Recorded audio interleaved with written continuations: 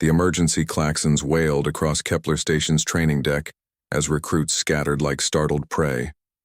Commander Zethara's four eyes tracked the nightmare that had somehow breached their secured facility.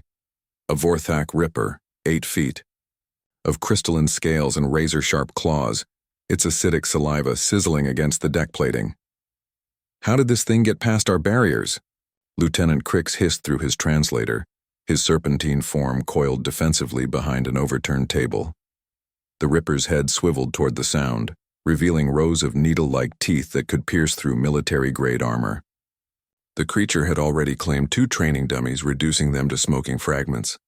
Now it prowled the center of the deck, hunting for living prey among the cowering cadets from 17 different species. Its movements were fluid, predatory, a perfect killing machine that had evolved on the death world of Vorthak Prime. "All personnel, evacuate immediately," Zethara barked into her comm unit. "Seal the blast doors and prepare the plasma cannons." But then she noticed him, the human.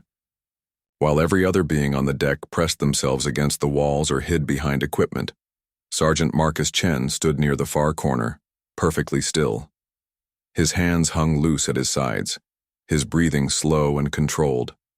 Most unsettling of all, he was watching the Ripper with what Zethara could only describe as professional interest.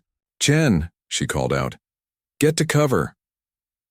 The human didn't move. Instead, he studied the creature's gait, the way its muscles bunched and released with each step. The Ripper noticed him too. How could it not? Chen was the only living thing not broadcasting fear pheromones or exhibiting prey behavior. The Ripper turned toward Chen, its massive head tilting curiously. It had never encountered something that didn't flee. Its predatory instincts, honed over millions of years of evolution, suddenly felt confused.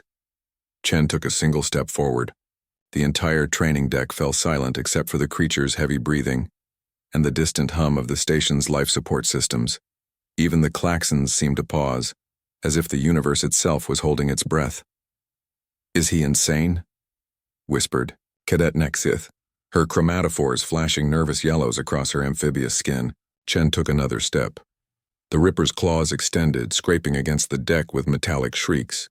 Its powerful legs coiled, preparing to pounce. Every instructor's manual in the galaxy said the same thing about Vorthak Rippers. If you encountered one, you ran.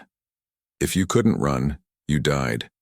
But humans, Zethara reflected grimly, had never been much for following other species' rules. The creature lunged, covering 20 feet in a single bound. Chen didn't dodge or raise his hands defensively. Instead, he did something that made absolutely no sense to anyone watching. He whistled, not a scream or a war cry or even a call for help. A sharp, clear whistle, 2 short notes followed by a long, descending tone, the kind of sound that would have called a dog back home on Earth. The effect was immediate and impossible. The Ripper, mid-leap, twisted its massive body and landed in a crouch just 3 feet from Chen. Its head lowered, and for a moment that defied every xenobiological study ever conducted. The apex predator looked submissive. "Good," Chen said, quietly, his voice carrying clearly in the stunned silence. "Easy now." He extended his hand, palm down, fingers relaxed. The Ripper's massive head moved closer, its deadly jaws now mere inches from the human's flesh. Zethara held her breath, waiting for the inevitable blood. Instead, the creature's head pressed gently against Chen's palm. "What the void is happening?" Lieutenant Crix breathed. Chen's other hand moved slowly, scratching behind what might have been the Ripper's auditory organs. The creature's acidic saliva stopped flowing, its claws retracted. A deep, rumbling sound emerged from its throat, not a growl, but something almost like a purr. "Pack dynamics," Chen explained conversationally as if he wasn't currently petting a creature that could disembowel him with a casual swipe. "Your files said Rippers were solitary hunters, but they're wrong. They're pack animals that hunt alone, only when separated from their families." The Ripper had now settled into a sitting position, its massive form somehow looking less threatening despite being unchanged. Chen continued scratching behind its head ridges. This one's young, he continued. Probably got separated from its pack during transport. It wasn't hunting, it was scared and looking for a new pack structure. He looked up at the stunned faces surrounding him. Amazing how universal certain behaviors are across species. Zathara found her voice first.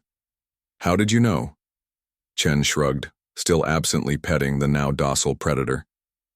I grew up on a ranch, raised horses, dogs, cattle, even rehabilitated wolves.